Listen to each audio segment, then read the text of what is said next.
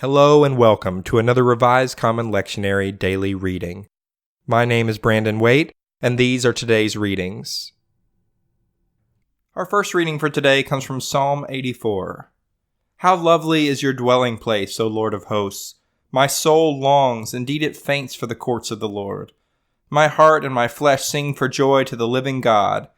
Even the sparrow finds a home, and the swallow a nest for herself, where she may lay her young at your altars, O Lord of hosts, my King and my God. Happy are those who live in your house, ever singing your praise.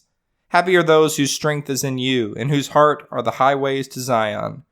As they go through the valley of Baca, they make it a place of springs. The early rain also covers it with pools. They go from strength to strength. The God of gods will be seen in Zion. O Lord of hosts, hear my prayer. Give ear, O God of Jacob. Behold our shield, O God. Look on the face of your anointed. For a day in your courts is better than 1,000 elsewhere. I would rather be a doorkeeper in the house of my God than live in the tents of wickedness. For the Lord God is a sun and a shield. He bestows favor and honor. No good thing does the Lord withhold from those who walk uprightly. O Lord of hosts, happy is everyone who trusts in you. Our second reading for today comes from 2 Chronicles 29, verses 1 through 11 and 16 through 19. Hezekiah began to reign when he was 25 years old. He reigned 29 years in Jerusalem. His mother's name was Abijah, daughter of Zechariah. He did what was right in the sight of the Lord, just as his ancestor David had done. In the first year of his reign, in the first month, he opened the doors of the house of the Lord and repaired them. He brought in the priests and the Levites and assembled them in the square on the east. He said to them, Listen to me, Levites. Sanctify yourselves, and sanctify the house of the Lord, the God of your ancestors, and carry out the filth from the holy place. For our ancestors have been unfaithful and have done what was evil in the sight of the Lord our God. They have forsaken him and have turned away their faces from the dwelling of the Lord and turned their backs. They also shut the doors of the vestibule and put out the lamps, and have not offered incense or made burnt offerings in the holy place to the God of Israel. Therefore, the wrath of the Lord came upon Judah and Jerusalem, and he has made them an object of horror, of astonishment, and of hissing, as you can see with your own eyes. Our fathers have fallen by the sword, and our sons and our daughters and our wives are in captivity for this. Now it is in my heart to make a covenant with the Lord, the God of Israel, so that his fierce anger may turn away from us.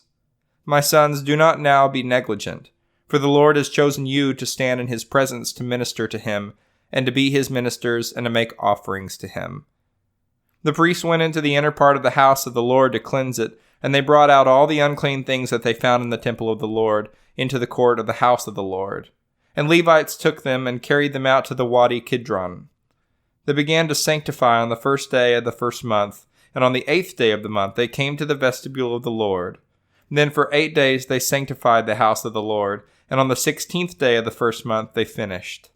Then they went inside to King Hezekiah and said, We have cleansed all the house of the Lord, the altar of burnt offering and all its utensils, and the table for the rows of bread and all its utensils, all the utensils that King Ahaz repudiated during his reign when he was faithless, we have made ready and sanctified.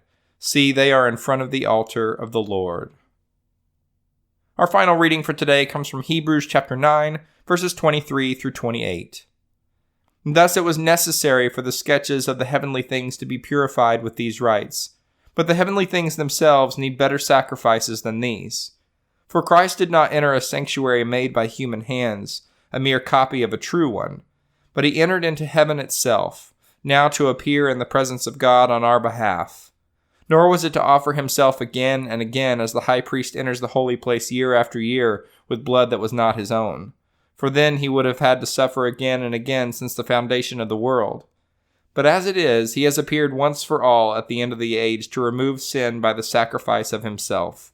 And just as it is appointed to mortals to die once, and after that the judgment, so Christ, having been offered once to bear the sins of many, will appear a second time, not to deal with sin, but to save those who are eagerly waiting for him.